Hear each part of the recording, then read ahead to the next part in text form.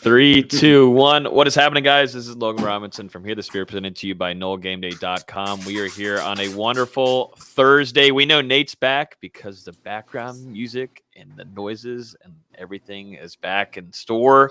With us this evening, Life is back. Yeah, this is just something that everybody has been waiting for. Nate, we couldn't get rid of him. We're not going to be able to get rid of him yet. Not yet. We're trying, but it ain't working. We're weighing our options. Yeah.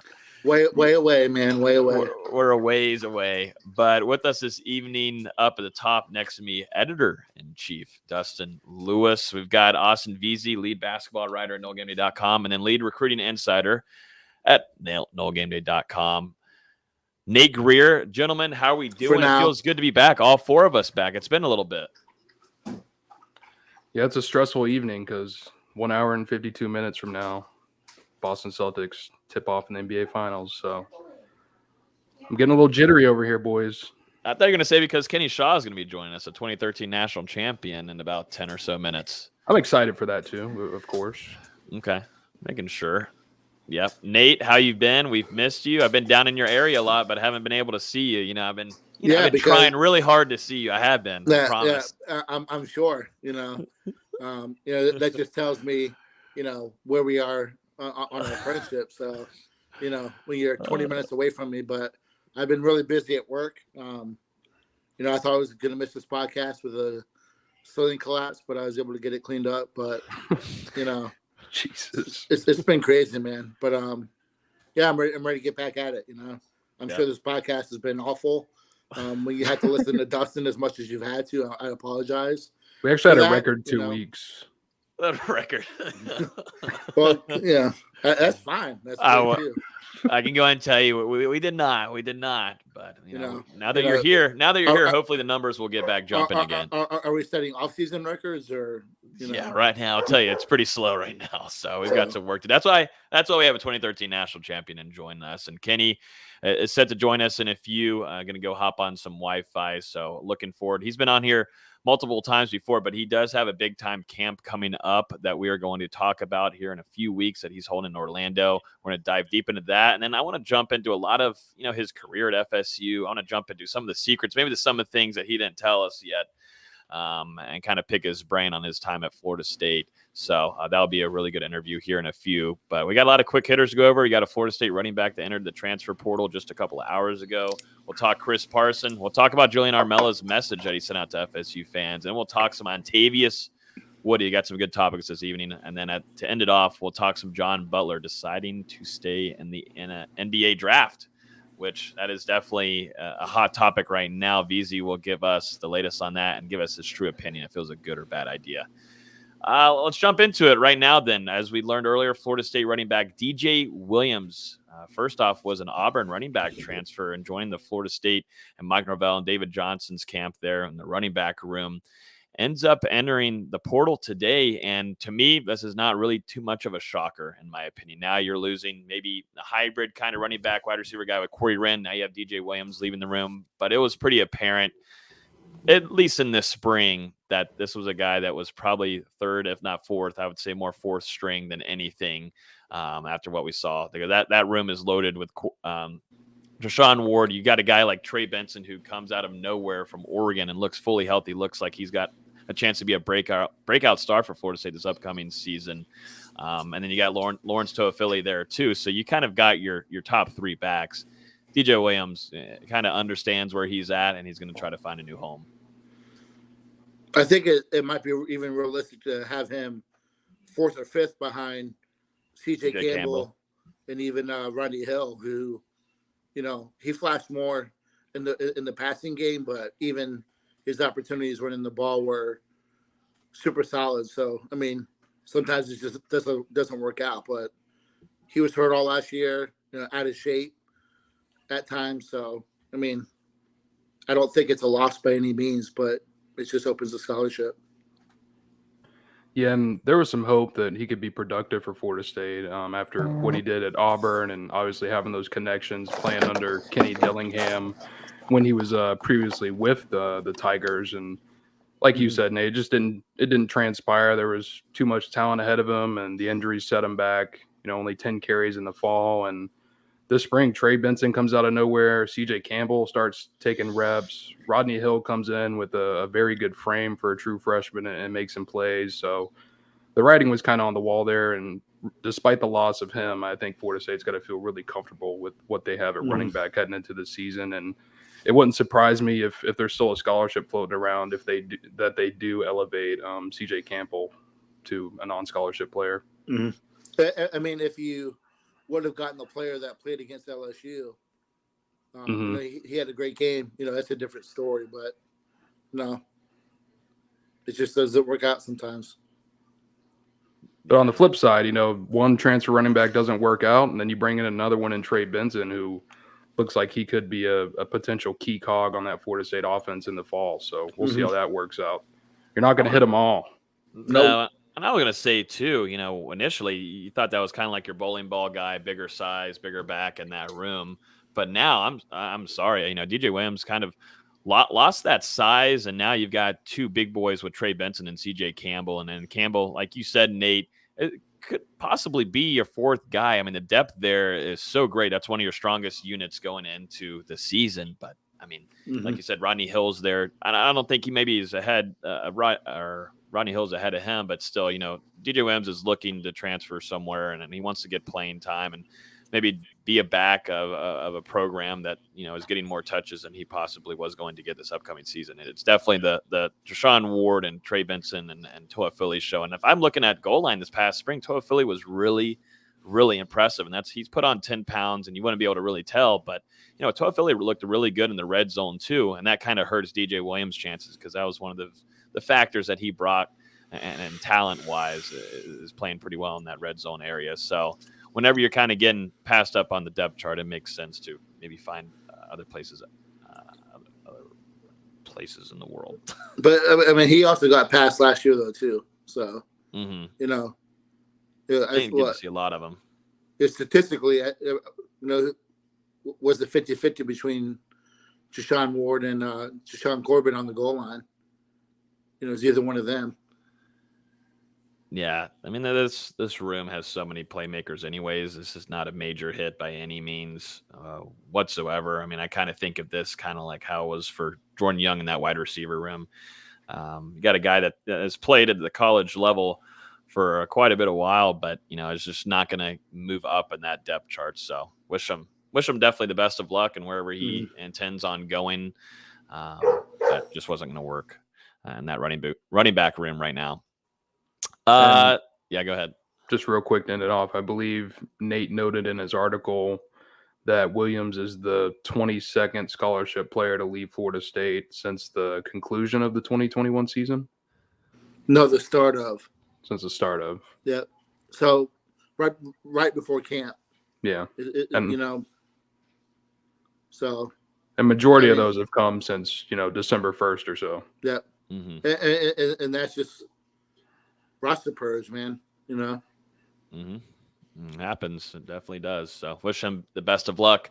Chris Parson just received, just a couple days ago, actually, an Elite 11 finals. Dustin, you were able to go up there and cover that fully. And Parson looked really good. You came away a little surprised that he didn't end up earning that offer right away, earning that really cool freaking invite to LA, which is definitely a wild trip over there. But now he earns it just a couple weeks later. What are your thoughts on that? This is a talented quarterback that's currently still committed to Florida State. There's always rumblings left and right. Now that Florida State offered two quarterbacks on the same day, definitely, that's a conversation there to be had. But what are your thoughts on Chris Parson earning that Elite 11 finals invite?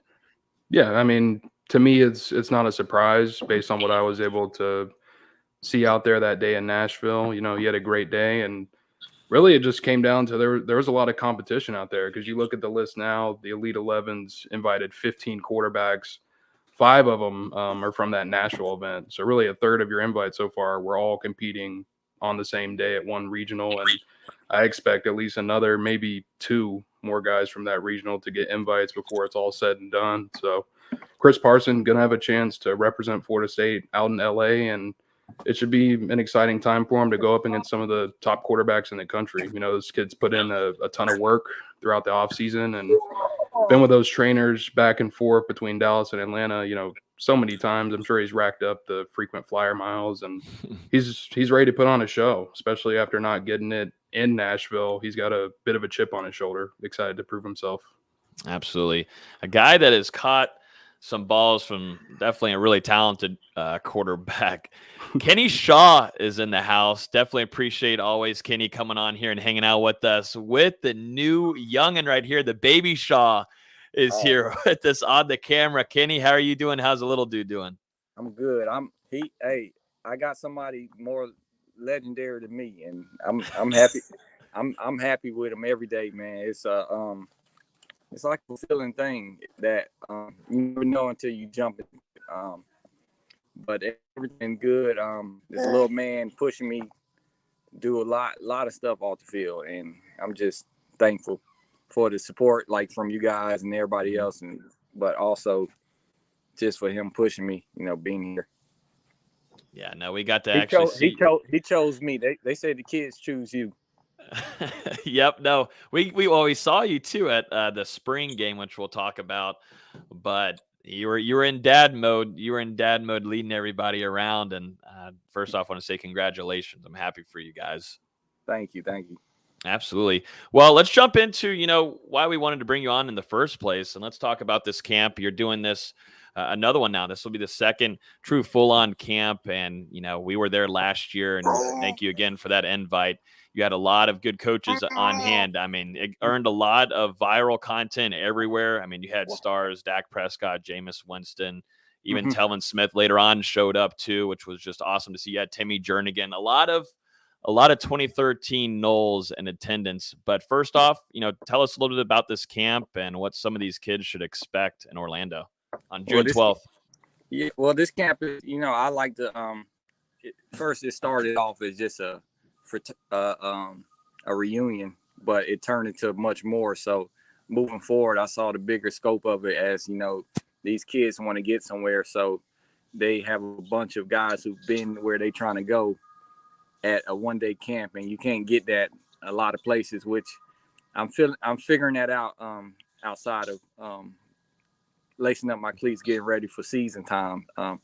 So these kids, they just I don't ask for nothing but effort and attention, because it goes a long way.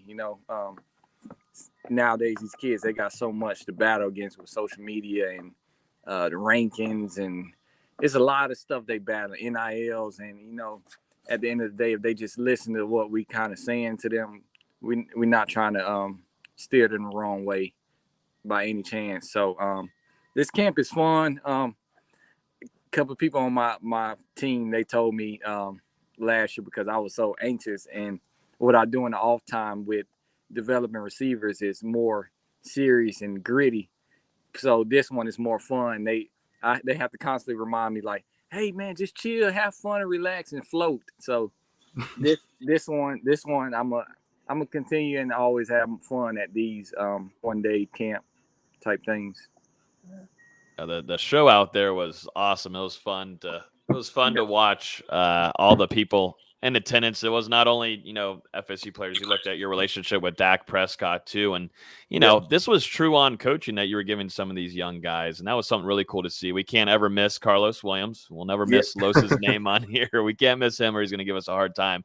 But Los, you see that with him too. You're bringing in some guys that can dial in on some of these young kids and really give them some hard coaching. You had James Wilder Jr. too. I mean, these are some guys that really dial in and help out the coaching and the training, and I think it just fits perfectly. And like you said, it was kind of a reunion for y'all, but for that to also coincide and work with younger players and guys that dream to be to where y'all were at one point and still are is something that's really special, I think, that you put together.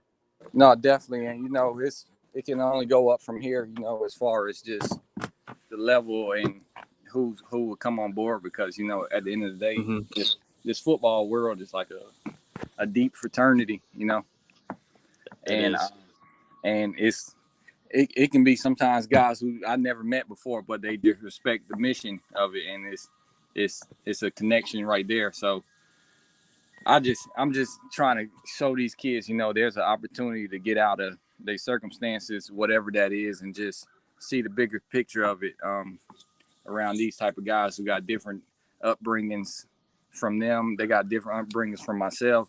It's a whole different scope of things. And you've held a couple of these camps since the first one in April of last year. So just what is it that makes you so passionate about wanting to give back to the youth and helping them improve their skills at a young level? Well, I mean, everything starts somewhere. I kind of pieced together a little bit how I was brought up, started in home. I had a strong mother who, she always harped that if you want it, you got to work hard for it. And, coming off of potentially hanging up the cleats for good, that's kind of the grind that I've been in. And I was just trying to get into a space where I'm closer to football, but not too far away, if that makes sense, because that's an adjustment that a lot of ball players, they get uncomfortable talking about, is when that time is coming to an end. And, my decision is more so steered towards my baby boy. Like, I don't think I can be away from 6 to 8 months out of the year, Mm-hmm. So why not tackle the youth in all aspects, whether it's mental health, the health and wellness, education, just all. It's so many factors that goes into even just making it. And I would feel like a shitty person if I didn't give back what I know or what I can provide for them through connections. Mm-hmm. Yeah, I want to. Whenever you're talking about these guests and these guest coaches, who do you have lined up for right now? I saw the post from early on Instagram, but I got what we got. I got some more to post, but I got Ike Taylor. I'm gonna name the OGs. I got Ike Taylor. Ooh, me and P Dub been in contact. We was just golfing in Tampa the other week for the booster golf thing. So him and D Brooks might be on board. Ooh. I got sure Snoop Menace locked in. Vince Williams, another Carlos Williams. That's what made me think about it. Telvin's coming. Wow. Jameis, PJ, Terrence Brooks, Chris Rainey, Lance Leggett. I got a whole list. I had to give the camp guy the list because that's out of my area. It'd be too much.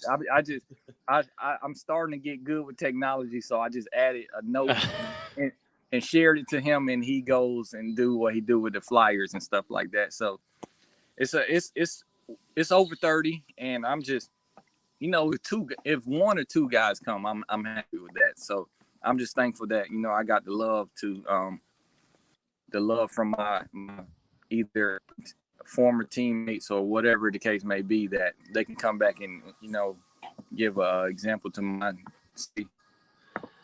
I was going to say a lot of your former teammates and those that you trained with before going into the NFL, and a lot of these guys, it feels like, and go back into your days at Florida State, you built a really good bond with these players. You don't see this a lot where guys are traveling, where they're training right now, getting ready for the NFL, CFL, whichever opportunity. A lot of these guys, you don't see that nowadays a ton, going and traveling, definitely off of their own, scheduling plans to leave what they're doing and come to you. What makes that, what makes it have those relationships with them? What do you think it is about maybe you and there's just something about you that they really like being around you?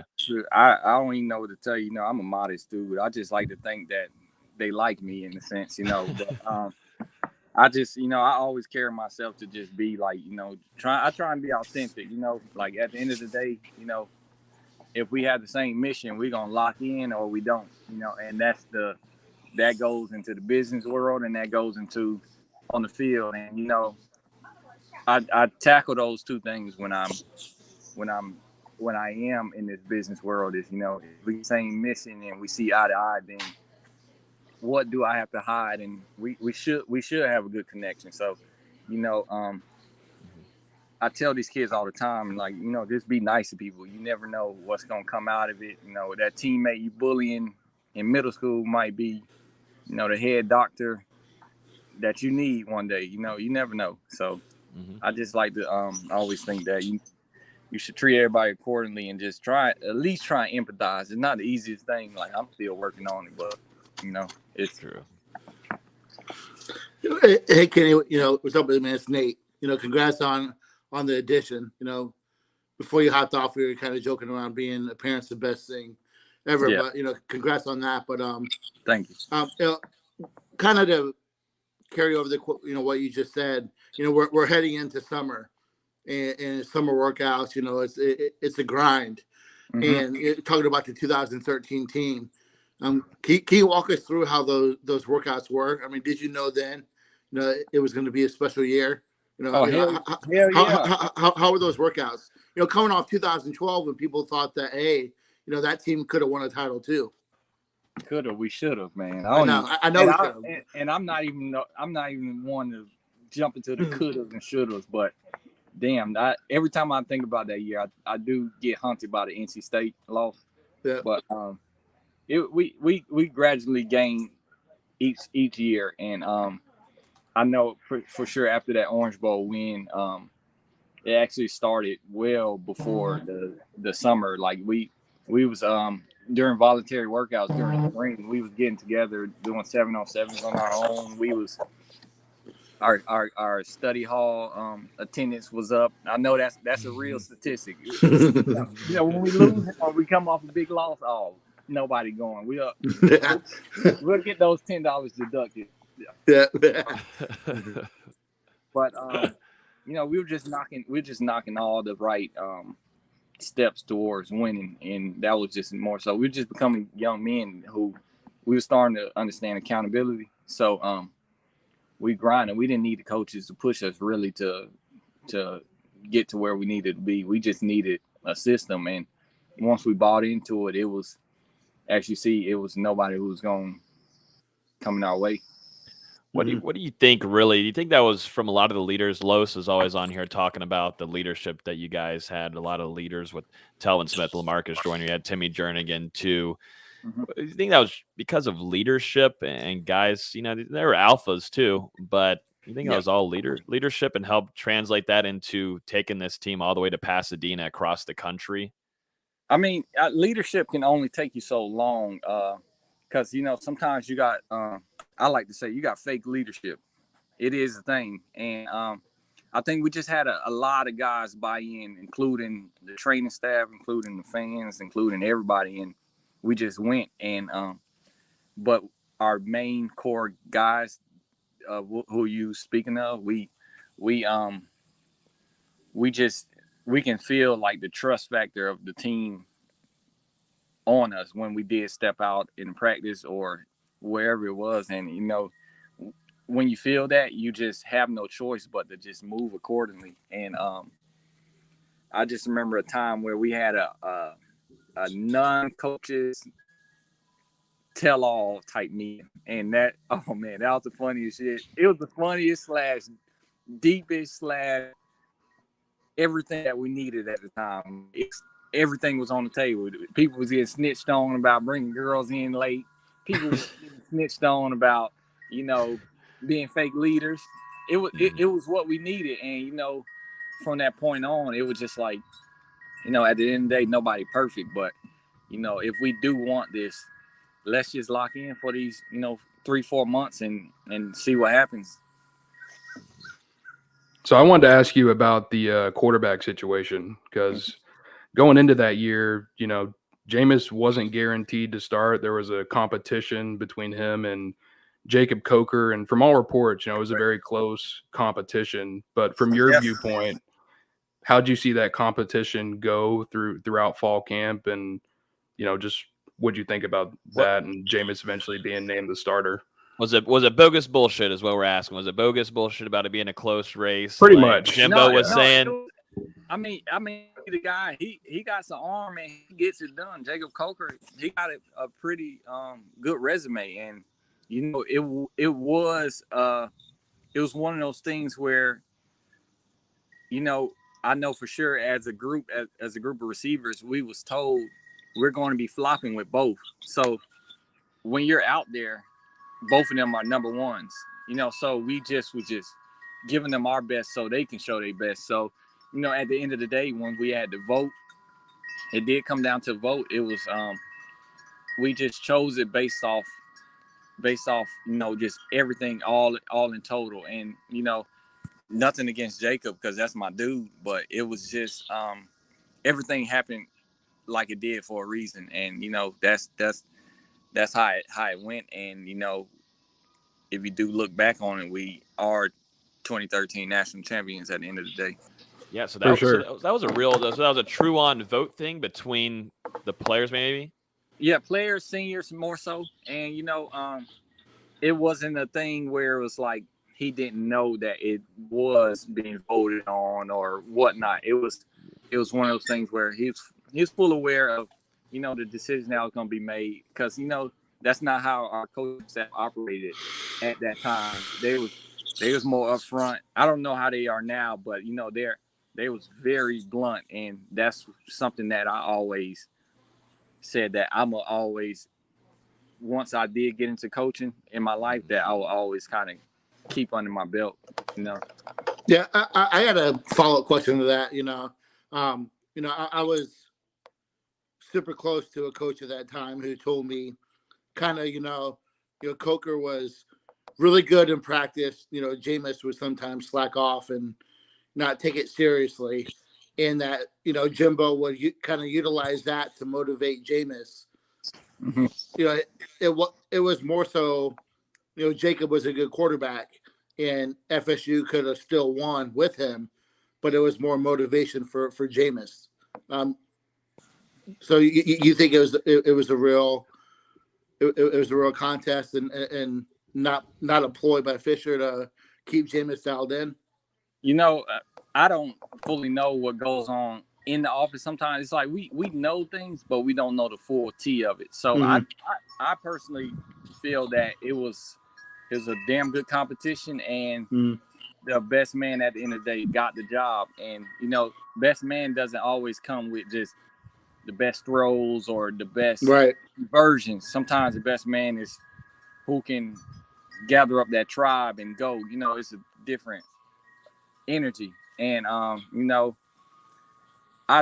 just remember the kid from the NC State game. He was so fired up, and he was only a red shirt, and I kind of knew he was going to be a special one, No, we saw on the sidelines when Jameis was always going to be talkative and always try to be a leader. And I'm sure that's something that y'all saw, heading into that 2013, that summer. It was funny that you say that y'all felt like something was special, because that's something Los felt like too, heading into some of those workouts. You had some guys holding each other accountable, and that's something that Florida State has lacked in for a little while. Norvell is trying to make some change here. Speaking of Norvell, you just were in Tallahassee and visited with your family and got to see, I think you got to see Mike Norvell, correct? Yeah, I saw him in Tampa too. A couple of weeks ago for the golf event. How's that gone, and getting to know him a little bit? He's trying to change the culture and everything and try to get things back on track. How's your conversations been with him? I mean, conversations are, they're what it is. And, he very passionate about about what he does. That's no question. I think he's more at ease a little bit with, and you can hear it throughout our talks and even what he says to the maybe the board members or the boosters, and it's players coaching players. And once you do have that, I'm not saying you're going to have an undefeated national championship year, but you're going to have a little bit better of a year than you did last year. And, you can put a lot on coaches at the end of the day, and being a coach / mentor is very important, and it's very pivotal for player development. But at the end of the day, you put your pads on, you do everything that other individual across from you does, and at the end of the day, it just comes with who got the biggest balls. I think it's a good point, Kenny, that why FSU feels a little bit better this year, because there's a lot more of that over the the previous few years that we've had. But you hear it from even Joe Burrow talked about it. Even the old heads talk about it. It's the teams that hold each other accountable that always excel. And True. FSU hasn't had that. And that's just what it is. They haven't had that leadership. But it seems like that this team has kind persevered through the bullshit and, have come together a little bit. I'm anxious to see. Mm-hmm. I'm old school, though. So I'm like, hey, I can see it. I can hear about it. But I'm just waiting on game one at the end of the day. And just, yeah. You know what I mean? Like, I think us all, we waiting on just game one just to see what it is. Mm-hmm. Who did you during practices? Who did you feel like gave you the best competition on the other side of the ball? Going there, hands on, because I was in the slot and he was more of that nickelback. So I think that my development, just because I just remember he got his position changed that spring, and because if you think about it, LaMarcus came in the corner, and I even had my position changed from, I was doing a little bit of X, just flipping, but I was full-time slot at this point. And just getting that full-time job, me and him was battling, and it's really iron sharper iron. And that was the true definition of it for me, more so because I wasn't seeing nobody better than that whole year. Is it true? And no offense to anybody who guarded me that year, but that's what it is. Is it true, Timmy Jernigan, or not Timmy? What Telvin Smith was? I would say nicely, just holding the walk-ons accountable. Was he over there bullying them? No, man. Who told you that? Los. Man, no, there was no bullying going on, but we definitely sometimes you get that heat. Sometimes get the best of you. I'm not gonna lie. That Tallahassee, hey, and if you're tired as hell and the walk on might do something, just you do get out of character. So it's, but you get out of character with going against the ones. And no, our walk ons, man. That's why I still stay in contact with them. Like we still chop it up. Some of them agents now, and I deal with them. Our walk-ons were cool as hell, and they was a big factor on why we was winning too, because some of their ass was going hard. I just remember some of us like, hey, chill, like, man, I'm at a long day of school, lunch, and outside. Now I'm in practice. Like, chill out a little bit. But that's what we needed. It was. I got a question about that team. It was you, Rashad, Kelvin, and then Christian Green played, the primary backup. I've always wanted to ask. I felt that having that rotation being so small helped the offense. You think that same way, or how do you look at that? That whole. So you guys watch basketball, right? I'm big on basketball. I grew up with Kobe in, so that should tell you something. Like you see those guys when they take some time off or they get in foul trouble, they shooting percentage and groove get down, and it's like that for a reason. Football, if you're like getting benched, in and out, you don't know when you're gonna play. Your confidence low, number one, and number two, you once you feel like you have the green light, then the sky's the limit. Like your confidence is through the roof. So with a small rotation, you kind of knew, and you kind of had a bigger accountability for yourself in a sense, to be like, it's not really on nobody but me. And definitely easier to learn the plays when you're not getting rotated. You get what I'm saying? Yeah. Because that was a complex offense. I think it made the offense better. It's one of the reasons why it's one of the best in the history of college football, is because the timing was down, the mental part was there. I mean, a lot of it went into it, and I think that's one reason why you guys bonded so well with Jameis, is that you guys had it all. Yeah, it was down to a T. It was a close knit brotherhood, and that was one of the things that, you know, I get to talk to every day. Oh, you think y'all the best? You think y'all top 5? Hell yeah, I do, because you know what? The bond that we had on and off the field, nobody was gonna beat us. Nobody was gonna stop us. If you try and double this guy, we got 2 more, 3 more maybe. And this not talking alone. We're not even talking about our backfield either. Mm-hmm. And we didn't even mention O'Leary. You know what I mean? Yep. So it's like pick your poison. Goes to show you how much you having a really good tight end like O'Leary was. You know, Florida State in the last couple of years hasn't had that, but that just opens up even more of a lethal threat. I mean, O'Leary was nasty. Hey, no gloves. He was ox strong. That's why. Hey. He was at the camp too. He was at the camp last year too. It was great to see him. You know. Hey, what was your reaction when he got hit by that bus and got up and walked away? I'm not surprised. Like I said, I don't seen this guy wrestling anacondas. I'm not even surprised. I'm not surprised with anything that comes with no gloves or Leary.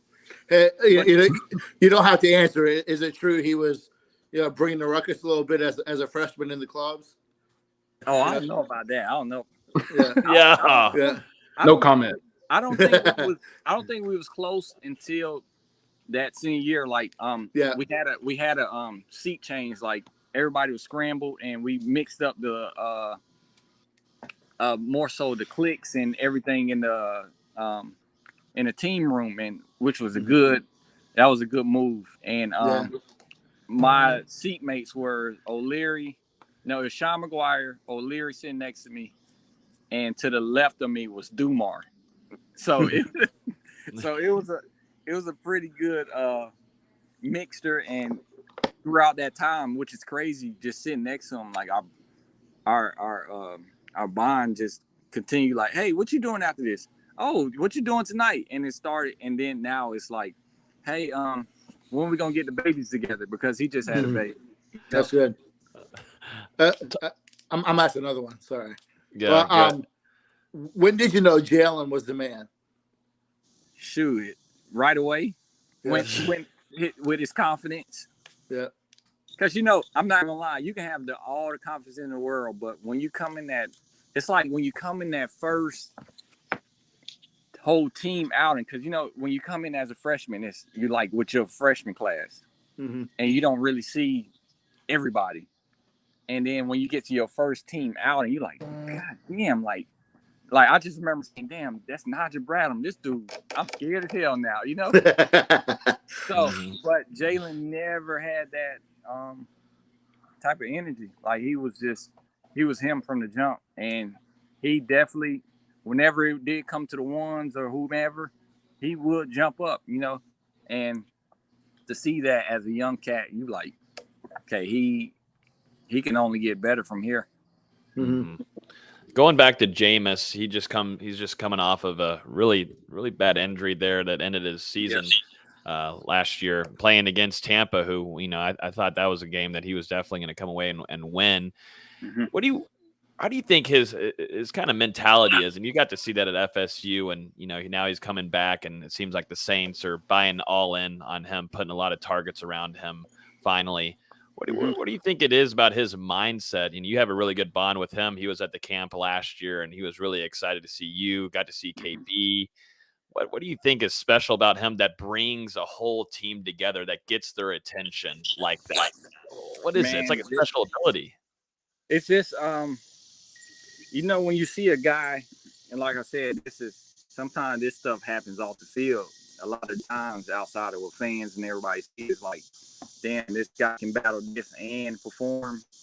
He's a dude, and just seeing Jameis over the years, what he battled, where he came from, everybody was able to learn everybody's background, and so you quickly see that dude he's resilient. Like, he's never gonna tell you that he's never gonna tell you that he can't do anything, and you don't get that much from anybody. And you see how he walk, man. The man, you see how he talk. He got confidence out this world, and that's just always been him. They call him Uncle Jay because he moves like an old confident. And and he always been that way. But I just knew when he went down, you know, I waited for all the texts and calls to die down, and then shot him what I shot him, message wise, and you know how he responded was, you know, once somebody gets in the time whenever it is when they down or whatever, and they know they have support, it makes it more better to come out of it than just feeling completely alone and don't have anybody. So he got some good support background, and I just know that he knows what he potentially could have done last year. So he's on a vengeance right now. How confident were you in that last drive in Pasadena, you know, with Jameis, and what did he tell you guys in the huddle before heading out there on the field? Man, this dude calmly was just like, "Hey, we do this every week on Thursday," which we did. We do our 2-minute runs with situations. Jimbo had situations out there, and I just remember what we added before that game was the field goal return kick prevention, whatever, because of what Auburn did to Alabama. But other than that, man, we worked that thing every Thursday, and we worked it to perfection. So if we and look who we're going against Pruitt. So if we're winning these 2-minute drives consistently against Pruitt defense, who's gonna stop us? Mm-hmm. Yeah, no, it seemed like y'all had a lot of confidence on that offense overall. And it was also all our 2-minute things, but also not scripted. So defensive coaches didn't know what we were doing. Offense coaches didn't know what defense was doing. So it was put your best work out and let's see what happens. And you know, it was we would always complain too. We'd be like, man, damn, Jimbo, man, we 11-0. Why we still practicing full pass and doing 2 minutes? But you know, it has a reasoning at the end of the day. And as you've seen with that drive, you probably, I don't think anybody had a lick of sweat on their forehead, you know. Like, it was weird. It was weird that whole season. You just kind of knew Jameis was going to navigate that because that's what he was doing all season. But that you're right. I mean, I think FSU fans at halftime were a little nervous because that's just something they weren't used to seeing all season. But when it came to that last drive and, you know, the ball was given to Jameis and y'all's offense, which was putting up a crazy amount of points all season, there was just some feeling where maybe you felt the most relaxed all night long, which is crazy to say. You just don't feel that much anymore in sports alone, definitely in college football, and definitely not in Tallahassee right now. Yeah, I mean, and then we always just telling each other, like, man, we ain't come this far for nothing, you know. And I feel at the end of the day, you know, you feel for those teams who go, you know, 13-0, then they lose. It's like, damn, man, we worked, we did all this for what? And nobody likes second place, but you know, that's how the cards were dealt, and I want to take it back. How was Jimbo? You know, everyone always asks about how was Jameis. How was Jimbo going that drive? You know, man, you know, he can be a spaz. You know, Jimbo that whole game, even halftime, was the calmest he ever was. Like, this dude was probably more turned up for the Nevada game, cussing us out than he was when we was getting our ass kicked at halftime. Like, and I think we needed to see the flip. And I tell coaches when I do little talks and clinics and stuff like that, and it sounds weird because I'm younger than a lot of coaches, is that, you know, you can't treat every kid the same. Sometimes you got to flip it up. You got to like really see what works for that kid. And at the time, him coming in being Jimbo wouldn't have worked. We'd have probably folded even more. And you know, he came in calm and said, "Just adjustments. This is what we're gonna do. We're gonna change some calls up, signals. Hey, offense come over here, defense come over here." And everybody was just like, "Okay, if we don't listen to anything all year, we're gonna lock in for these next 2 hours and get the job done." And we came out a different team, definitely physically and mentally. And yeah, he was calm as shit, and it threw us off because we're like, you know, when you're a little kid, you be waiting, you know you're in trouble, you just waiting on to get scorned, and you like, man, damn, here he come. And he come in calm and dapping up everybody. We like this. We like this, like, oh, okay. Like, That's that feel right. Yeah. And do you think that was because he knew that they're stealing signals? Could be. And that coming outside of the game and years down the line, it was like, damn, I guess we kind of needed 30 for 30 just to get the truth of the matter. Yeah. I mean, the game changed when those towels went up, right or wrong. True. Yeah. And that's all I'm saying. Yeah, outside of all that, like we even if Jimbo would have came in and scolded us, we still had calm, cool and collected Coach Dawsey. So he always was our like safe haven, like he really protected us. Like it was to the point sometimes he would be cussing out Jimbo for us, like don't be talking to my boys, and we used to be behind him, like So, how mad were you didn't get 1,000 that year? I wasn't too mad because at the end of the day, I remember doing a media thing afterwards, and a guy asked me that. He was like, you was this short of 1,000, and I was like, oh shit, I didn't even know, man. I got the ring though, and another reporter was like, but you did have 1,300 all-purpose, and I was like, damn, I can feel all 1,300 all-purpose. Definitely, and it's like those Debo Samuels. It's like that shit gets real like taxing on the body at the end of the year, and I've never been like a numbers guy. I always kind of you feel when you're in the groove, and obviously each year it's like you look at your numbers, you like, okay, I definitely feel more confident this year, and you see the progression, and that's all you kind of want in your game. You never want to be. I never like to step on anybody's toes, like, oh, I'm the best to ever do it, and this and that, and because you got guys who do that. I just like to play and work with my team, and at the end of the day, hopefully with that coming together, we just all get the big ring, and we did it. And I didn't know I was that close to 1,000, as a matter of fact, until we went to Hooters the night before. I think it was Thursday or Friday, and they had just like the big three. No, they had the big three plus O'Leary, and our numbers were looking very good. I'm like, damn, we kind of balling, Yeah, I think y'all are balling pretty well. You did all right. Wait, what do you think here? 2018? What was that? Yeah, 2018 or 19. What was that LSU team? Was that 18? 2019. The 2019 LSU team versus 2013 FSU team. Who you got on this? I think I know the answer, but hey, I like us by a lot, actually. We had an overall, like our team had defense, offense, special teams. We had it all. It wasn't just an explosive offense. We had some first rounders on defense. We had a front seven that was crazier than our offensive line was. Them goddamn fat boys were so crazy and didn't care about nothing except driving your ass back, which you don't get often. With the big boys sometimes. You're like, damn, you big as hell and this soft? Like, and then you got the D lineman, man. Like, come on, man. Who was gonna get the ball off? I think everyone's so caught up on, Burrow and Jamar Chase and but you made a good point. That defense, I think people sleep on that defense. That defense was filthy. And our special teams, like our numbers on special teams were top. They was top tier.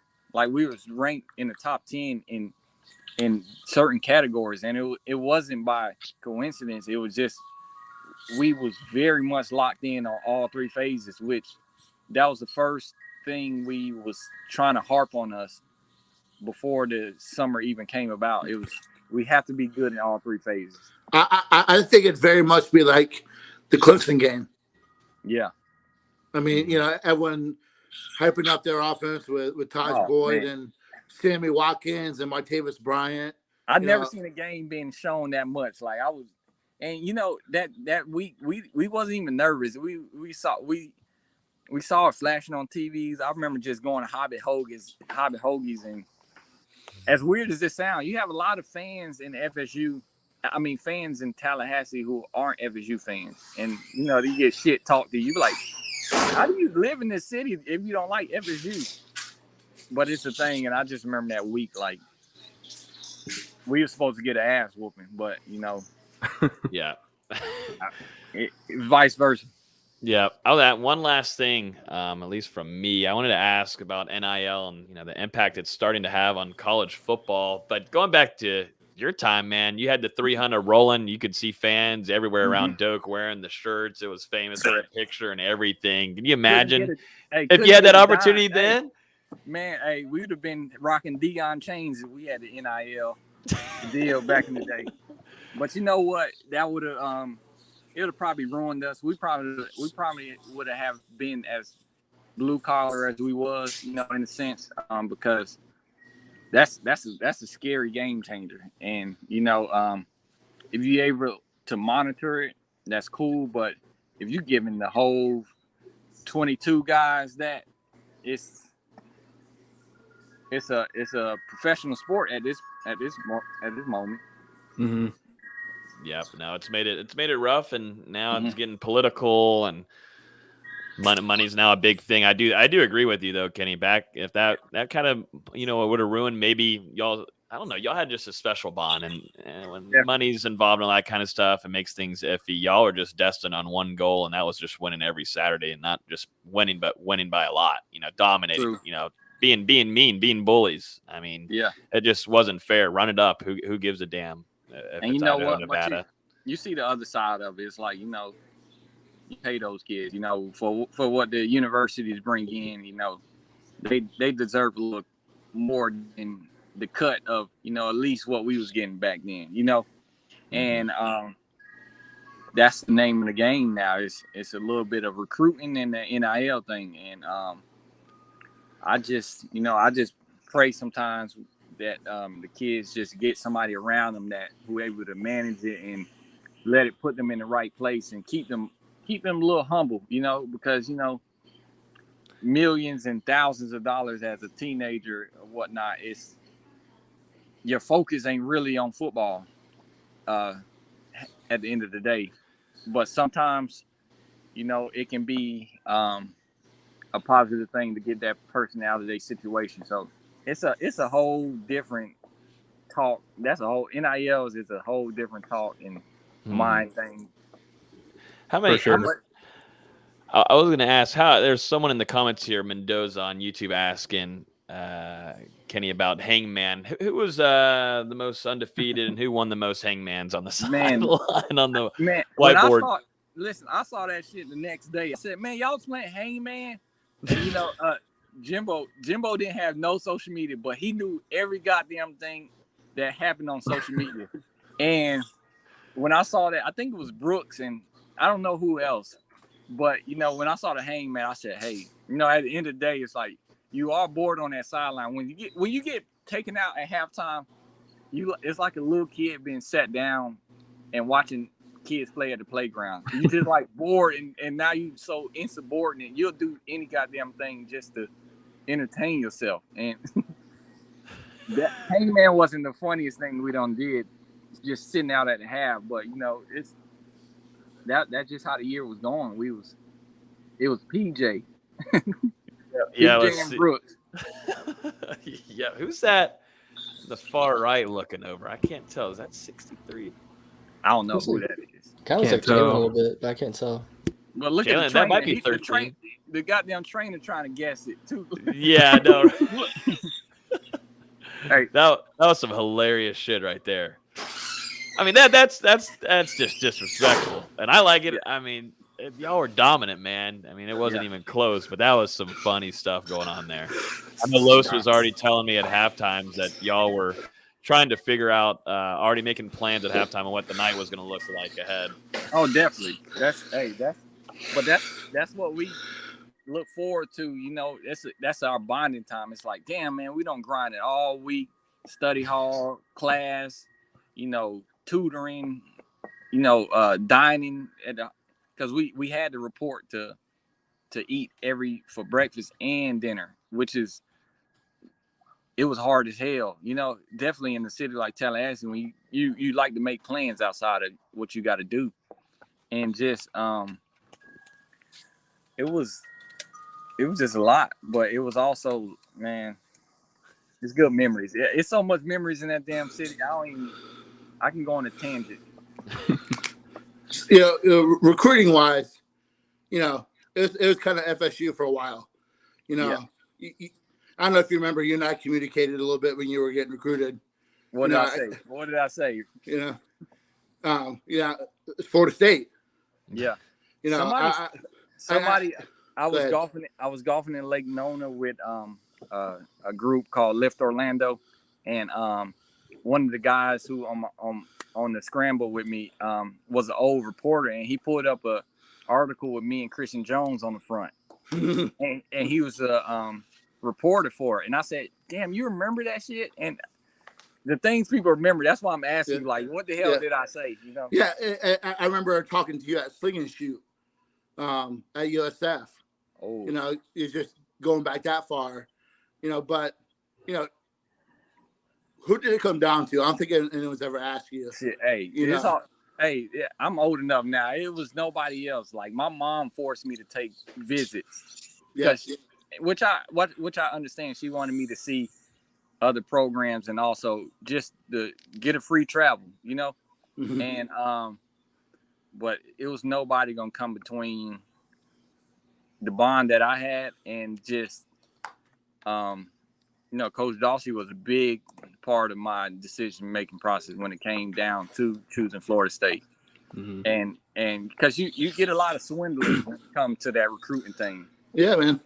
And I don't like to go on. I don't like to put names out, but it's like, certain coaches, they was promising me like, hey, I'm going to be there till 2023 and whatnot. And they left in 2011. So it's like, you know what I mean? That's good old Urban Meyer. That it's shitty in a sense, but it's also, it's like it's a part of the game, and it's a part of what goes on. So you just try and empathize, but you also be like, man, I'm glad I went with my judgment, because I who knows? It wasn't even no transfer portal type thing back then. Mm-hmm. I'm pretty sure I even asked you at one point, why are you waiting? It was pretty. It's pretty obvious. You go back to like Lonnie Pryor, who it was always obvious where he was going.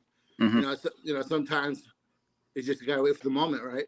Yeah, I mean, shit. I kind of wanted to wait till the Under Armour game too, just to put some glitz and glam on it, because I did want the world to know that I was choosing Florida State. So leave me the hell alone and stop asking my parents this and that, and just I'm garnet and gold.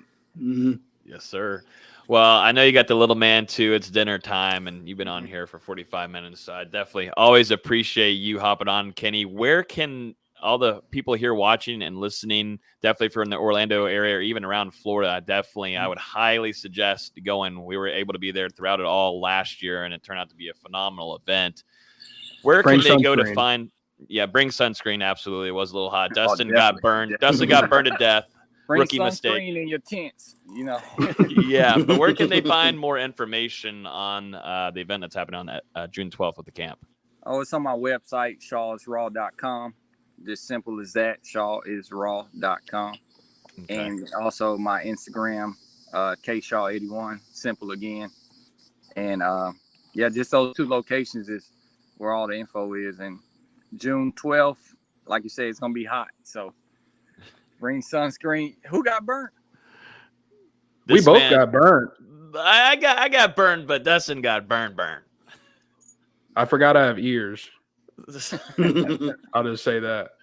No, that was awesome. And definitely, guys like Telvin Smith, Timmy Jernigan, who, I have not seen those guys in a long time. Having those guys come out, I think it just goes to show the relationship you have with them, and they really love you guys. And it was awesome to see Telvin do that locker room chant that he did back in his day at FSU, and brought it back and ended up going viral on every social media page. It was just turned out to be a great reunion and turned out to be an even better event for these young guys to be around some truly, really gifted, talented football players, and now mentors. So congratulations on now another year, second year, man. Thank you. Y'all lock into it, Absolutely, man. Y'all have a good one. Say hey to little man for us, and say hey to the grandparents too. All right, thank y'all. Y'all have a good night. Absolutely. Thank Appreciate you, it, Kenny. Yep. Kenny's always a great interview. Love having him on. And so if you guys want some more details, we'll put the link in the YouTube description for Kenny's camp that's coming up on June 12th. You gonna get those travel plans set up, Logan? Goodness gracious. Now hearing all these names, man, I got to go see Vince. There's Ike Taylor. I've got to figure out some kind of game plan for that. But Nate, you're in the area, so. Yeah, Orlando. June 12th. Yep. Yeah, nah. What happened? It's a Sunday, I think. Mm-hmm. Tough. Well, maybe if I can travel some more and more, then I'll be able to go down there. But it was a great event last year. Let's go through a couple more of these quick hitters before VZ can lay it down on if John Butler made a wrong decision or not. Julian Armella, Florida State, an offensive lineman, highly touted offensive lineman coming in down from the Miami area, put out a message to Florida State fans a couple of days ago before officially arriving in Tallahassee. He starts it off by saying, "Dear FSU fans, football, and coaches, there are a couple of things I would like to get off my chest. We are going to change the culture and become victorious in the upcoming years. As a student, athlete, all of you have my word that I will raise the standard and give it all I got. Some things you're getting from me is a motherfucking dog, a teammate, family member, someone who doesn't stop grinding until the job is finished. And finally, I'm extremely excited and blessed to be a part of your family. Can't wait to start the chapter with y'all. Sincerely, Big Jew." Thought that was a pretty strong message. You don't really see that a lot from incoming freshmen, really, almost ever, really. I mean, we haven't seen that, something of this caliber. And I talked about it too whenever he ended up picking Florida State. I think you're seeing an alpha guy, but the team player, and I like it. That offensive line needs an alpha in there. They haven't had one of those in a good long while. I think FSU fans really did like this message, and he's coming in to compete. He wants to get playing time, not expected to emerge as being any kind of a starter this upcoming year, but just to have that mentality, attitude is something I think Florida State fans like to see and haven't seen in a while, maybe from a true freshman coming in. Yeah, I think it's big. It just shows the mindset. It's nice to have a legacy recruit coming in. It's nice to have a legacy recruit coming in that has the right attitude when they're arriving on campus. And by all accounts, Julian Armella has been putting in a lot of time over the last couple of months since he signed with Florida State. He's coming into Tallahassee in great shape. And, along with him, some other the rest of the 2022 class has begun to enroll for the most part. Jarrell Powers and Kashawn Sapp are already in. Sounds like Armella is finishing things up this week. And Jalen Early should have been arriving either today or tomorrow, I believe. And, we'll talk about Antavius Woody here in a second. But it's huge to have a guy coming in with that mindset for sure, because, we've already seen what Norvell's doing in the locker room, flipping the culture. So just having more guys that are already have that mindset and are on board with what the coaching staff is trying to do is pretty big. Can't wait. I mean, I think we're all just waiting for, for the tide to change. And, it's important to get guys who are, as Kenny talked about, self-motivated, going to hold themselves accountable. So it's good hearing that you have a kid, don't care if he's a freshman or not, wants to come in and, be a winner. He played for a winning program in St. Thomas. Not used to really losing, and it's a different mentality. And not saying that the kids that have come in over the last few years are losers. I'm not saying that at all, but the injection of the desire to win is exciting for me. Like you said, Dustin, it's a legacy.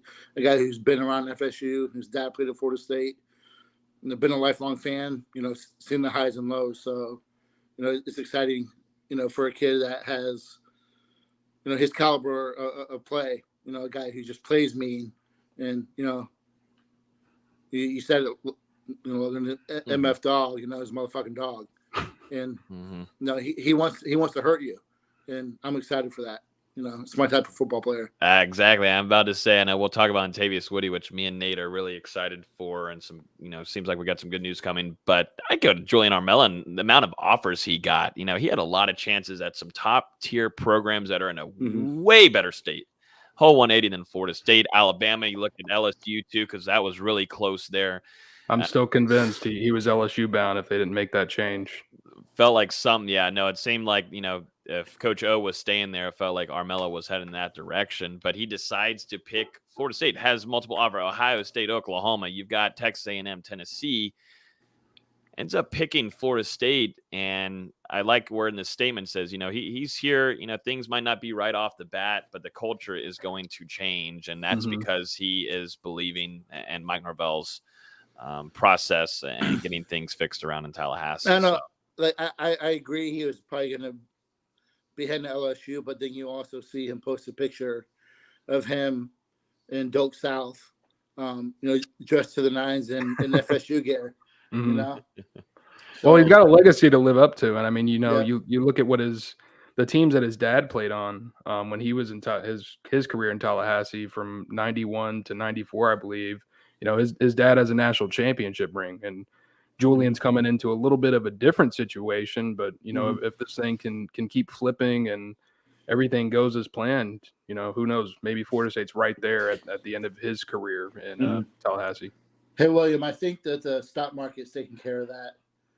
The guy's lost $26 billion over the last 72 hours. So sounds like the IRS is going to take care of that soon too. So yeah, Miami might be in a bad spot there. Life Wallet is officially dead wallet. It's dead wallet. Yeah. No, yikesy. I mean, but Beasy wasn't a fan of that one, really. Dustin wasn't a fan. It was bad. It was really bad. Sorry, bro. Dead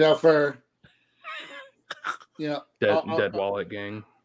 I think Armella's a little bit of a case study in terms of you look at him versus Marvin Jones Jr. FSU went 50% hit one, miss one. This sucks, but it's interesting to hear, or I'd love to hear what was the difference in what Armella saw versus what Jones saw. I mean, I have my own, notions of what led to Jones going to Georgia, but it's neither here nor there. Yeah. It was a really strong message from Armella, and looking forward to, and I know Coach Atkins too. I mean, look at the stable now. We'll talk about Untavious Woody real quick. Puts out a message. Put him on defense, man. Put him on defense. Well, first, let's get him on campus first. And it seems like there's some good rumblings about Untavious Woody arriving in Tallahassee. It's been the question marks for Dustin Hill and Woody alone, but it seems like some good things head in the direction. Woody put on his Instagram, on his story, saying June 20th enrollment date, and has a countdown for that.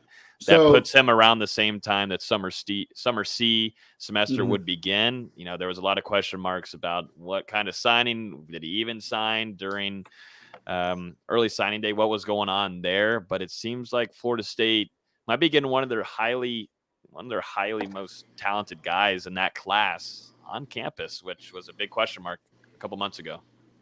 I think he is probably the best interior lineman, maybe the best overall lineman. But, if he's 6'2", okay, if he was 6'4", he would be, I think, a top 75 kid. He cut his film on. He's impressive. I've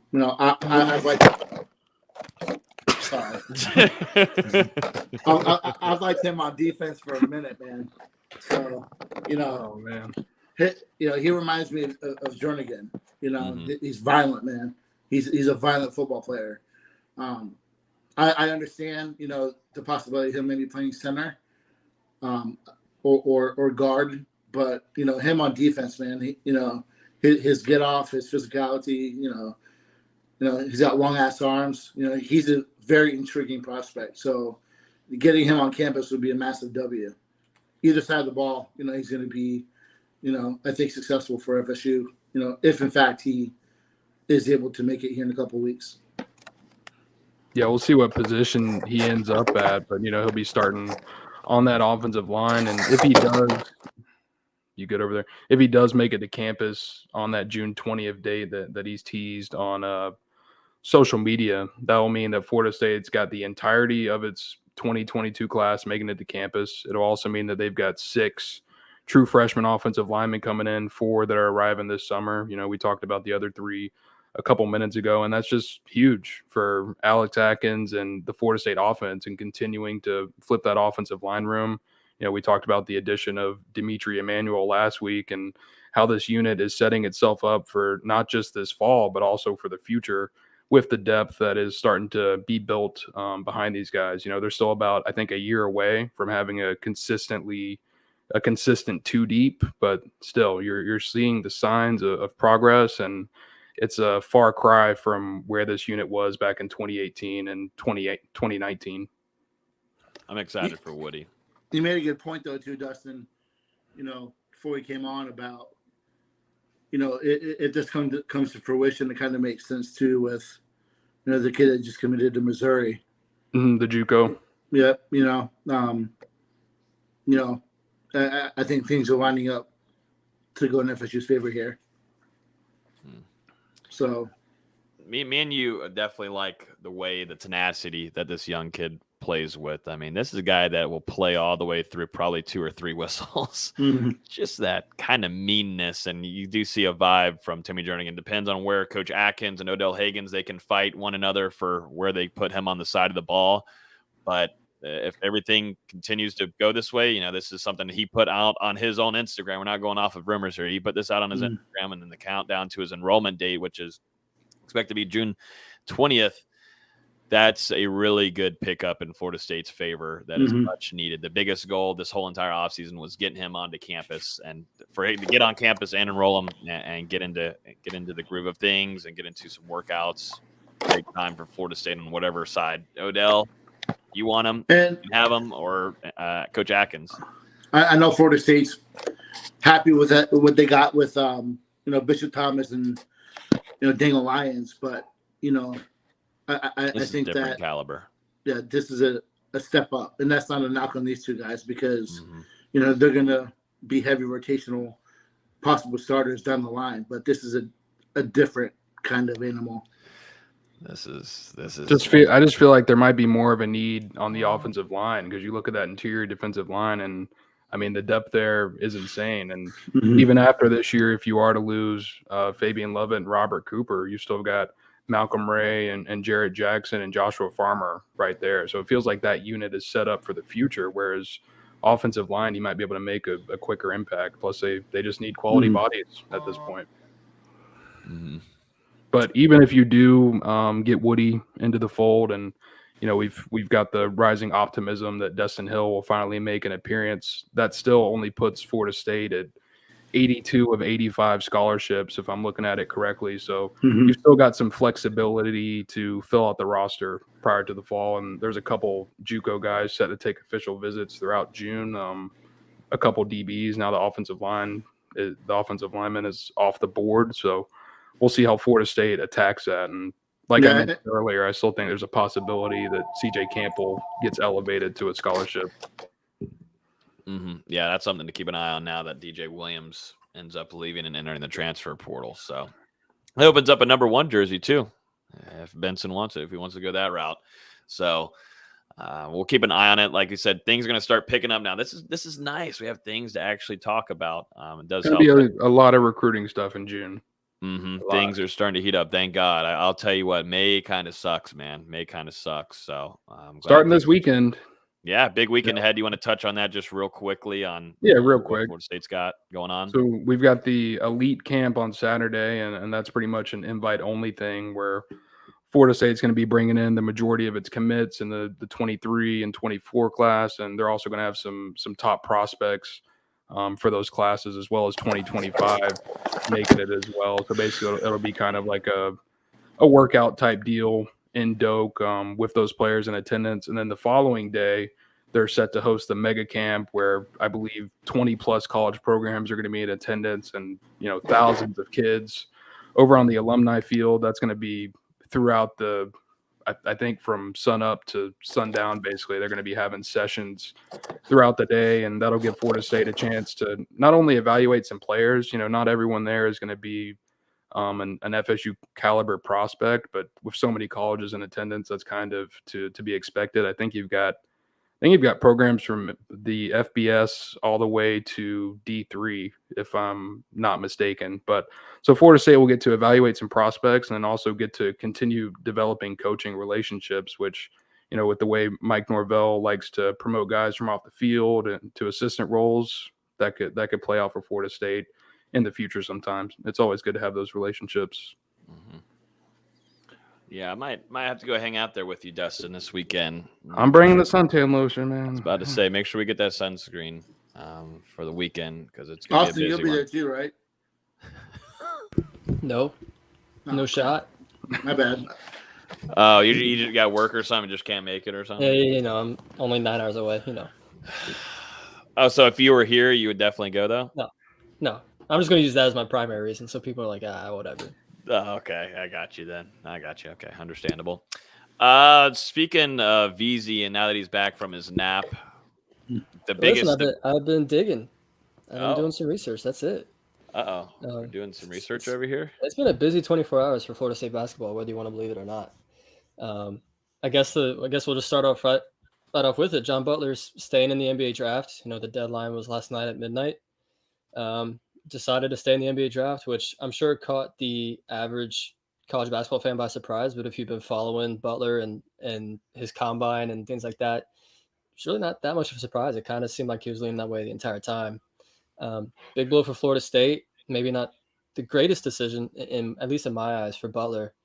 But, all it takes is one team to say, hey, we're going to take you, their pick, whatever. That's all it takes. One team. We'll see what happens. The draft's in, I think, a month. So we'll see what happens. So I do want to say first, I did have the worst NBA draft take of all time last year when I predicted Scotty Barnes to be a bust, and then he ended up winning Rookie of the Year. But I do want to say that John Butler will not be drafted. That's my prediction. So he's definitely going to be Rookie of the Year now. Yeah, well, he's definitely going to get drafted now for sure. Absolutely. It's tough. I mean, yeah, I don't follow it like you. Sorry, Austin. But I question the move. He had an okay freshman year and flashed some potential, but it just seems like it's a year too early. I mean, like it's so funny going back and watching, the last 2 weeks or so, 2 or 3 weeks or so of games over the season, and Corey Alexander is going, man, you give this guy 2-3 years in Tallahassee, he's going to be an all-ACC type of player. Well, we got one season. It's interesting. I think there's a chance he gets drafted. I know he met with the Spurs. I know he's met with the Grizzlies. I saw he was here in Charlotte, earlier this week. I don't know if that was just connecting flight or whatever. Who knows? That's a team that it's a player a lot of teams think they can develop. That kind of skill set at 7'1", super mobile, super athletic. I don't say super athletic, but super mobile, quick feet, can go, all over the court, guard 94 feet. I mean, that's something teams want, especially a guy that can shoot the three at 40%.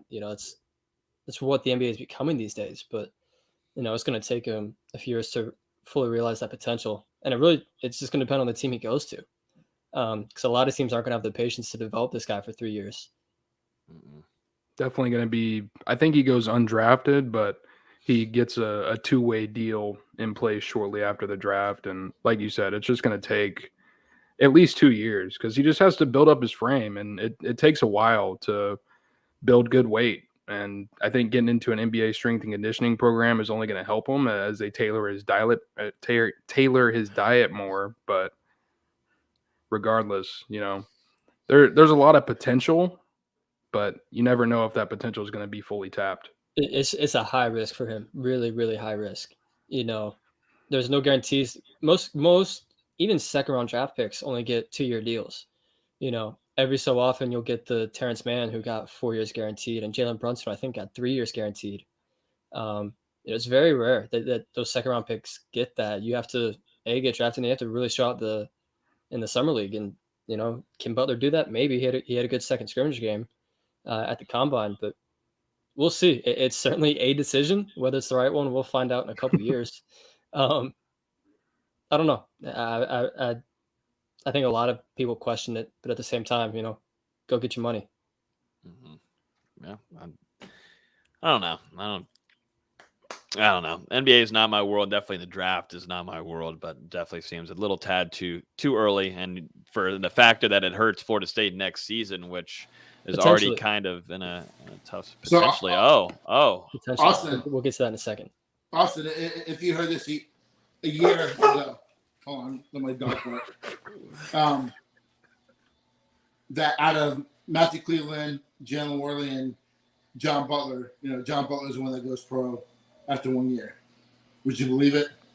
No. I mean, because if you go back and look at my preseason articles, you would see me, I hardly had John Butler playing this season. Mm-hmm. I thought he was going to redshirt while they got his frame right. And then, maybe he played towards the end of the season, and then this summer he would really develop and become that guy next year that teams really fear playing. But due to injury, he was pretty much forced to play right away because he had a lot of big guys get hurt with Malik, Naheem. He's having to play a lot sooner right away. And the team realized, this is a guy that can switch 1 through 5, can shoot the ball pretty well, played through an ankle injury in ACC play. And, the fact he played as much as he did this season surprised me. And the fact that he's entering the draft is wild compared to where we were a year ago. And have you, come to the realization yet that football is officially back? No, that it's basketball not back. has Go ahead get above 500, then we can talk about football being back. I don't want to become Miami, all right? I want to ask you a Damn, serious... Easy's coming out with the message right now. You're not going to have some words after this podcast. It'd be disrespectful. Man. I don't know if you're going to get those shoes, Nate. I don't know if you're going to get that discount anymore. Okay, I want to ask a serious question for you, Austin. Is NIL hurting Florida State? Because you look at Butler, he's not going to get drafted in the first round. If he does get drafted in the second round, like you noted, it's only going to be a 2-year deal. If he gets a 2-way deal, it's only going to be, I believe, a couple $100,000 a year, depending on how much he's able to contribute at the NBA level. So is this transition to NIL hurting Florida State in the event that, if they did have a solid NIL program in place, maybe they could have put out an offer to Butler to keep him around for at least 1 more year? I mean, it's hurting football too, if you think about it. For sure. There's a lot of sports at FSU they're so behind on NIL right now that it's kind of struggling to keep up. I know Cameron Fletcher just signed with some NIL company a couple of days ago, and you're seeing some of the I know Polite and even John had deals with local food companies, but it's when those are the type of NIL deals you're getting when Julian Phillips is getting right. $2 million from Tennessee, it's it's nickels and dimes, yeah. Yeah, that's tough to compete with. So I mean, potentially, I hate to say kid's all about the money at 19 years old or whatever he is, but it's certainly a thought. This is a kind of not serious follow-up to that. But what's the difference between NIL and what these kids make on the AAU circuit? Some of these kids, are they making more money, from an Adidas camp versus, NIL? They don't get money from AAU still. I mean, obviously they get gear and stuff. They'll get shoes. No, what I'm talking about. Yeah, I know what you're talking about. That. The under the table stuff. I know what you're saying, but I don't know. It's hard. It's different for everybody. Always been a little bit different than football. Football, they kind of hide the cheating, but basketball, they just don't care. Yeah, I mean, I agree. There's the top prospects in basketball that there's probably some under the table stuff happening, but you look at John Butler coming out of high school. I don't. Was he a top 100 guy? Austin? Yeah, he was 80. I can look real quick. I think he was 83rd. So I mean, he was decently regarded, but I don't know if he was regarded enough to be getting paid under the table. Mm-hmm. He was 71st on 24/7. I think he was actually ahead of Worley for a little while. It's like Dustin saying for basketball with the under the table stuff now. I mean, there's not much under the table stuff now. There's no Rick Pitino walking with a duffel bag everywhere anymore, because there's just so many ways to hide it with NIL. So I mean, potentially, but it's it's whatever. I think a guy like this, I think it's just one of those cases where teams have seen in the past that Florida State can really develop NBA players in these last few years. They see a guy that has really high potential. I mean, I've been saying from the very beginning of the season, if you follow me, that I've been hearing from a lot of NBA teams that Butler has the highest NBA potential. I don't think any of us thought it would be after one season, but it's something we had heard over the course of the season that NBA scouts really like the potential of this guy. And, maybe there's a couple teams out there saying, hey, if we can convince him to come out into the draft this year, we can, use a late second round pick on him instead of, a first round pick next year. Let's see if we can do that. Maybe that's what's happened.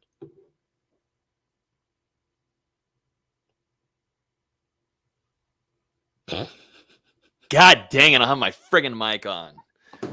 Oh my God, that was embarrassing. The video was hilarious because I'm so mad. I'm triggered. I was saying good stuff. So what does this do? We've got Mendoza asking about Baba Miller. Hopefully I did not just say his name wrong, but Baba Miller, I believe, is working out Florida State, if I'm correct. So Baba Miller's, this is a name that's just started popping up for a lot of college basketball fans. A guy that's played for the Real Madrid junior team, which is, that's one of the basketball powerhouses in Europe. For comparison, that's where Luka Doncic got his rising, was in the Real Madrid program. He visited Florida State last weekend, and then he just visited his Gonzaga visit this morning, and is expected to decide between the two schools, by the end of this weekend. The big thing is Gonzaga just ran out of scholarships. They got Drew Timme back, who tested NBA waters. They got Julian Strawther back, who's tested NBA waters. And then they just got a commitment from Malachi Smith, one of the best transfers in the portal from Chattanooga, a guy that averaged, I think, like 20 a game last year with Chattanooga. Tested the NBA, decided to stay in college 1 year and transfer to Gonzaga. They're out of scholarships as we stand right now. There's a rumor that they have a guy named, I'm probably going to butcher this, Martynas Arlauskas, a guy from Lithuania on roster right now who's barely played, and there's a rumor they may push him out to try and make room for Baba Miller. But I don't know if they're going to be able to do it in time, because Miller's supposed to decide in the next couple of days. Mm-hmm. I've heard really good things about his Florida State visit. Someone texted me a couple of hours ago saying Florida State stayed in contact with him ever since he got to Spokane, and even since he flew back to Spain today. That there are people around the camp that feel he's leaning towards Florida State as we stand right now. And if that happens, that's huge, because that's a guy that's slides right in that John Butler role. They're kind of similar players as these long, lanky forwards. Obviously, Butler's a little bit taller, a little bit lankier. Miller's a little bit more polished, still raw, but a little bit more smooth as an athlete, definitely more athletic, more consistent with the ball on the floor. And as we're seeing with basketball in general right now, these European prospects just have so much hype. The NBA is being dominated by it. The three best players in the league are all Europeans, and Luka Doncic, Giannis Antetokounmpo, and Nikola Jokic. And I think a lot of colleges are starting to see, hey, if we could start snagging a couple of these European guys that already have great fundamentals, bring them into our college culture, we might be able to really get the best out of this prospect. And I think that's what Florida State's trying to do here. That's where Gonzaga's made their living. I mean, you go back to Rui Hachimura from Japan. They would have snagged him and developed him to a great player. They've been doing this consistently. I mean, honestly, I think Miller would be a better prospect than John Butler. I think he'd be a better player. Better player right away, for sure. Butler's got the higher ceiling, at least I think, just because he's already got the shot touchdown. Miller's still developing his shot. Just me bringing up the nerdy side of myself. The ball's too low when he starts a shot. If he can start his shot a little bit higher, get a little bit quicker, that's going to help his game a lot. But great defensive versatility at 6'10". He's going to be able to guard 1 through 5, just like Butler did. If he indeed decides to come to Florida State, that's a big addition for next year's team. He may not have the experience in college basketball. And some even say, well, if he's already with Real Madrid, why would he go to college basketball? That's something I don't know the answer to, because, he got bumped up to the main Real Madrid team for a game this past season because they liked his progression, the way he was moving. But he only played 1 game. But still, you don't see EuroLeague prospects. That's the second best league in the world. Go from EuroLeague to the ACC. You just don't see that. I know nothing about him. Is he a wing 6'10" player, or is he He's a you know, wing. big guy that can, you know, get out and shoot. No, he's a wing. He's definitely small forward, power forward type. Guy that puts the ball on the floor a lot, can run the ball in transition. He doesn't really have any low post stuff from, you know, what you can find online. But no, he's strictly a perimeter player. Very crafty with the ball though. There was one tape I saw on Twitter today where he has that Dr. J, you know, jumps from one side of the basket, reaches under the basket, and finishes on the other side. You know, he's a really smooth athlete for someone that's 18 years old. Oh, 18. Damn. So what's the difference between this international prospect and the last international prospect that Florida State brought in from France that's now at Arkansas State? People actually know who Baba Miller is. That's the big difference. And he's been in the Real Madrid circuit for I think 2 years now. This a guy that's got real potential. So if he's been paid by, you know, over there in Europe by Real Madrid, can he still play in college? I've already asked a couple people that. I've asked people at FSU and a couple agents that shouldn't be any eligibility issues, from what I'm being told, and he'll be eligible for the 2022 season. At least that's now. Anything can change because it's the NCAA, and who knows what they're going to do, but should be eligible, which would be huge. I'm just spitballing, but sounds like a guy that's maybe trying to go one and done, coming over from Real Madrid to the NCAA and maybe seeing that he could potentially get in early at Florida State and prove himself. Certainly a chance, especially a team like Florida State where everybody plays. And he's already used to playing, you know, this last season with Real Madrid, he played about 19 minutes per game, only started a couple games. So he's already used to sharing the ball and sharing the court with a lot of other people. Bring him that FSU culture, kind of bring him up a little bit. I think that's huge. He didn't have the greatest showing. I think this is the one thing that people really question. He had a really bad showing at the Adidas Next Generation tournament in Belgrade a couple weeks ago. Like, he was really bad. Only 4 points per game, really bad body language, according to a couple scouts. So maybe his mind was, you know, already let's get to college basketball. But, you know, that's one thing people are worrying about. But, you know, bring him to college, see what happens. I think it's a genius move from Leonard Hamilton and Coach Jones and whoever else is dealing with that recruitment. Be a major pickup for a much needed team that's looking to try to bounce back after a pretty disappointing season last year that we all forgot about. I don't even remember that even happened, but definitely much needed in the rim. Anything else basketball rated? I remember it, Logan, because it's the next step to the return to dominance for the sport that matters. Maybe we've still got more basketball. We got another European to talk about with J-Ron. Matas Buzelis, 2023 5-star. I probably butchered that name. I'm sorry. 2023 5-star. FSU just made his top 5 this morning. They announced it today. It's Florida State, Wake Forest, Carolina, Kentucky, and the G League. Really talented guy. Another long, lanky forward that can put the ball on the floor and shoot. You know, Florida State's always gone after international guys, but now they're going after guys that have a name behind them. Proven players, kind of more. Whereas we're not spending so much developmental wise on them. At least I feel like whenever they went international, they'd go after these big time centers that would take about 2 seasons. That's what I'm saying. No more Boris Bojanovskis and guys like that where it takes time for them to grow into their frame. You know, they're getting guys that already have the hype and tout behind them, and I think that's big. They're just they're growing from what they've already learned in the last, you know, decade and a half. And that's you said what is he rated? This guy? I know he's a 5-star. Wow. Let me see if I can get his. I think he's top 10, but let me. Damn. Let me get his actual. Yeah, Florida State needs.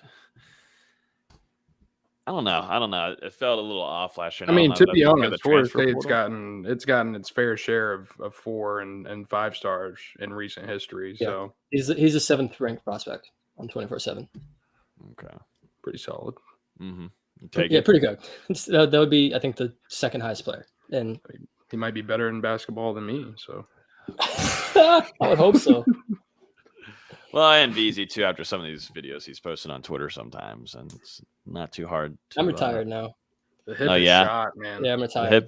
The hip is done. It's not even the hip now; it's the knees, man. The 10 Well, tonight is shut up. that's something we'll talk outside of the show on. There's something This concerning is there. This is a true story. Your knees are hurting, and now you're on your knee. You're on your knee. No. Oh, you No. just knee problems. No. Okay. This is a true story. Another store in the mall the other day offered to play a basketball game, like our store versus their store, and they said $1,000 per person. I'm like, I can't. Good God, $1,000 per person. Jesus. Try to do that. I can't. What are we doing here? Man, I would need to train for a couple weeks before I put money down like that to play basketball. I wanted to so bad, and I'm like, man, I can't. Oh man, these are shot. Damn it. It's all right though. It was an easy money. Well, last thing I got before we head out of here is I know a 2023 wide receiver, Jorian Wallace, posted on Twitter that he is committed to Florida State. And at least from my end so far, I haven't been able to verify that commitment has been accepted. So, just we're doing some digging on that front, and we'll see how it plays out. But he was a guy that was recently offered on May 28 following an unofficial visit to Florida State. And I just don't believe at this time that they're ready to accept his commitment with the wide receivers that they're in the running for. But we'll see how it plays out. I believe that tweet is. Yeah. I think he did. No, I think he deleted it. He deleted it?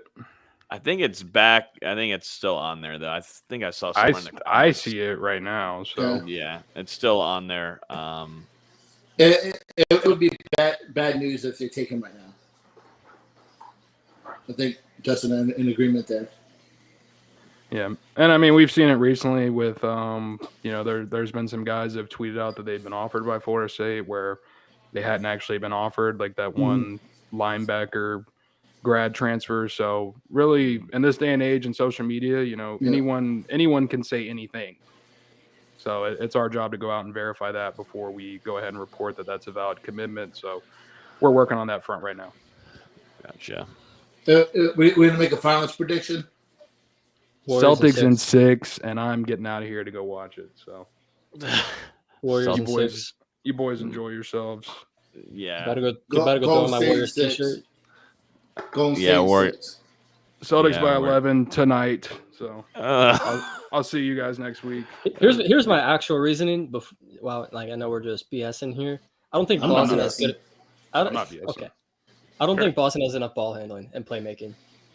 I don't think Golden State's defense is as good as the other defenses we face. I know the numbers point to it being so, but I just don't think Marcus Smart's going to kill them, and the way he just kills that offense. And meanwhile, we saw it in Game 7 against Miami, where he decides he just has his moments where he goes. He had wide open shots. No, I'm not talking about that. I'm talking about I think it was either the end of second quarter, beginning of third quarter, where he just decides I'm the best player on the court. I'm going to take every shot if I'm open or not.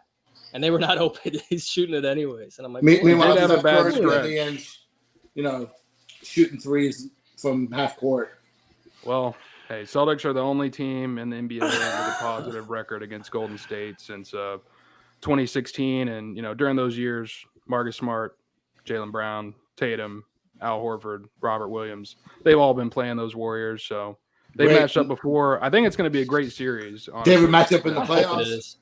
I mean, of course they haven't matched up in the playoffs yet, but they will tonight. And I'm feeling a Boston dub. I'm feeling pretty confident going into Listen, man, I said that whoever won the Boston-Milwaukee series, I thought was going to win.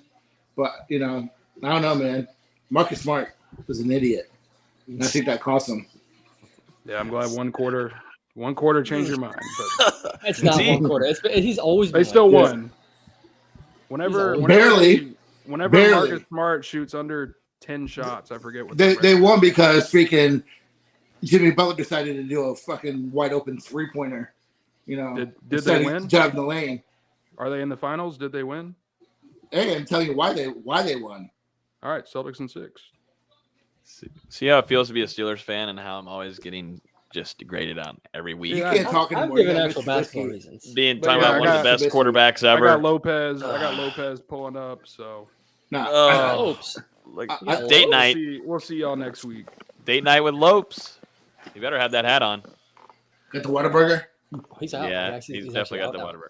No, he's got to go see it. I'm surprised he stayed this long. I thought he was going to leave at 8:30. So, no, I think that practically wraps up everything. We'll have a lot to talk about next week because we got a big recruiting weekend. I'm going to be out there along with Dustin. I think Maddox will be there too. So, should be. I'd like to be there. Yeah, if only. But yeah, collapsing roofs and a possible tropical storm. Yeah. Fun.